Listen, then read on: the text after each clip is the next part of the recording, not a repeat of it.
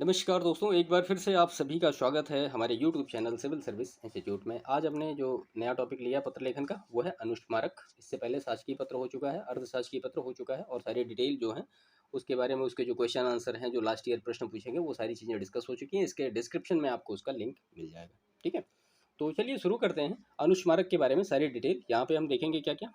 तो इसकी तो पहली बार डेफिनेशन देखेंगे, उसकी जो लिमिटेशंस हैं या विशेषता हैं वो सारी देखेंगे, और इसके बाद फिर हम इसका महत्व देखेंगे, और इसके बाद फिर जो अनुस्मारक शासकीय होता है वो देखेंगे, और फिर उसके बाद अनुस्मारक अर्ध शासकीय होता है ये देखेंगे, और इसके बाद फिर हाँ इतना है, तो इतना ही सारी चीज़ें इसमें हम देखेंगे। ठीक है, तो ये सारी चीज़ें यहाँ पे कवर अप होंगी।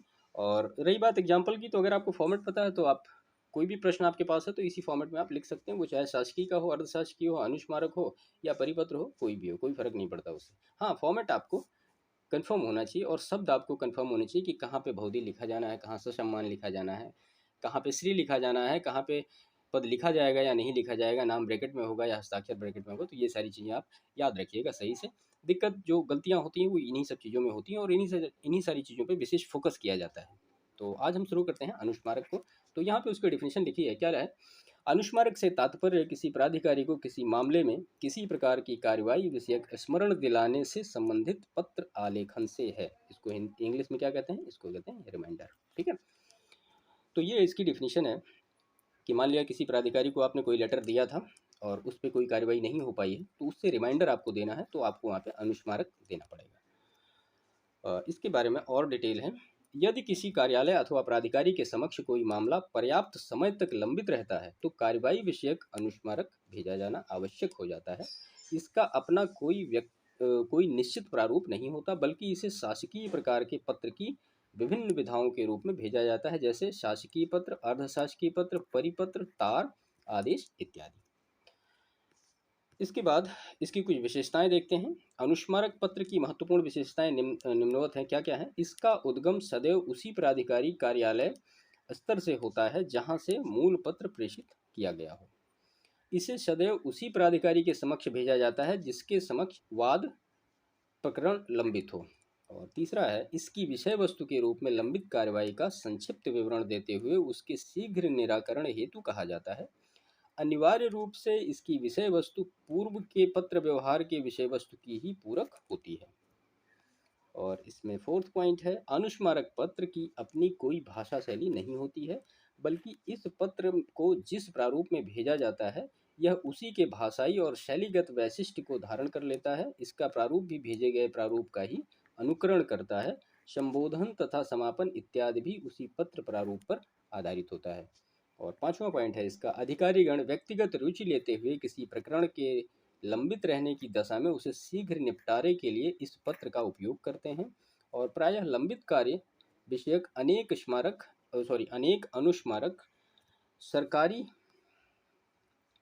प्रायः लंबित कार्यों विषयक अनेक अनुस्मारक पत्र सरकारी कार्यालयों से प्रेषित किए जाते हैं। इस पत्र की सबसे बड़ी विशेषता होती है कि इसमें पूर्व में की गई कार्यवाही को ही आधार बनाया जाता है तथा मुख्य विषय में उसका उल्लेख भी स्पष्ट रूप से कर दिया जाता है। तत्पश्चात प्रश्नगत प्रकरण में कार्यवाही की अपेक्षा की जाती है। ठीक है, तो इसका महत्व हम देखते हैं क्या है।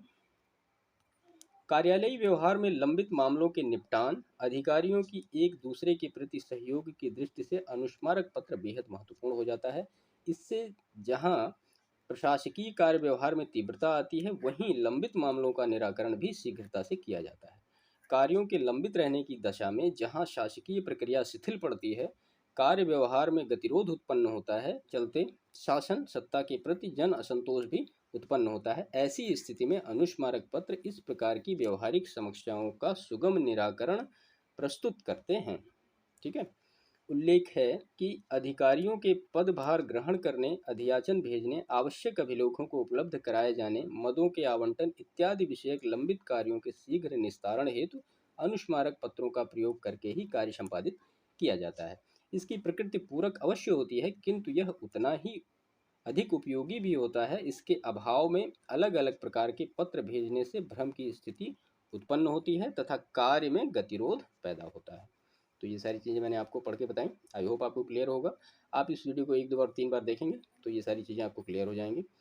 ठीक है, तो ये इसका महत्व था, विशेषता और डेफिनेशन, ये 3 चीज़ें हमने क्लियर कर ली। अब हम आते हैं अपने जो मतलब अनुस्मारक शासकीय होता है इसका फॉर्मेट क्या होता है, और अनुस्मारक अर्धशासकीय होता है इसका फॉर्मेट क्या होता है।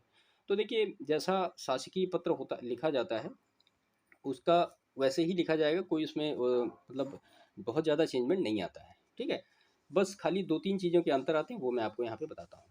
तो यहाँ पे अनुस्मारक संख्या लिखा जाएगा, सबसे बड़ा अंतर ये है, यहाँ पे एक अंतर होता है। बाकी प्रेषक है, सेवा में है, अनुभाग, विषय, दिनांक, स्थान, ये तो सब बिल्कुल शासकीय पत्र की तरह ही लिखा जाएगा पूरा, ठीक है। और ये सारी चीज़ें बिल्कुल शासकीय पत्र के हिसाब से यहाँ तक लिखी जाएगी, बहुधी और फिर प्रतिलिपि। बाकी ये पूरा पत्र जो होता है सेम होता है शासकीय पत्र की तरह, ठीक है। इसके बाद हम अनुस्मारक अर्धशासकीय पत्र का एक फॉर्मेट देख लेते हैं, ये क्या है। तो यहाँ पे बिल्कुल सेम है, कोई दिक्कत नहीं, वैसे ही है। नाम पद यहाँ पे, अनुस्मारक संख्या, विभाग, अनुभाग, ये सारी चीज़ें, विषय हो गया, और ये सारी चीज़ें जो लिखनी थी जो पत्र में लिखनी है, सब कुछ वही है। ये सारी चीज़ें बिल्कुल ऐसे ही हैं, ठीक है। यहाँ पे लिखा गया है, अनुस्मारक में पत्रांक अनुस्मारक संख्या के रूप में दाएं पार्श्व पर सबसे ऊपर लिखा जाता था, मुख्य विषय के प्रारंभ उल्लेख अनिवार्य रूप से किया जाता है। बाकी और सारा जो फॉर्मेट है ये बिल्कुल अर्धशासकीय पत्र की तरह की फॉर्मेट है इसका।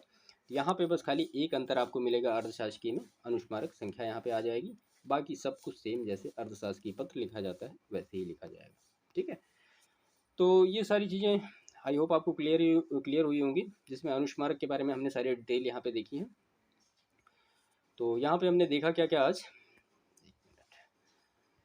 एक तो अनुस्मारक की डेफिनेशन देखी, और उसकी विशेषताएं देखी, उसका महत्व देखा, और उसके बाद फिर उसके जो फॉर्मेट हैं अकॉर्डिंग टू शासकीय पत्र और अकॉर्डिंग टू अर्धशासकीय पत्र, दोनों में अलग अलग अनुस्मारक कैसे लिखा जाए। क्योंकि अनुस्मारक जो पत्र होता है वो इंडिपेंडेंट तो लिखा नहीं जाता है भाई। आप कोई शासकीय पत्र या अर्धशासकीय पत्र किसी को भेजोगे, उसके बाद अगर वो चीज़ें काफ़ी दिन तक नहीं हो पाएंगी, त्वरित कार्रवाई के लिए इसको भेजा जाता है।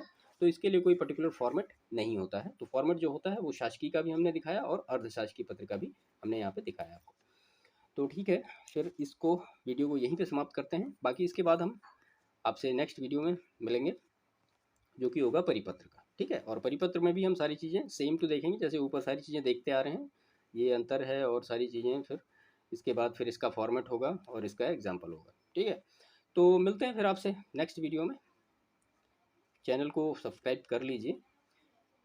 बाकी वीडियो देखने के लिए आपका बहुत बहुत धन्यवाद।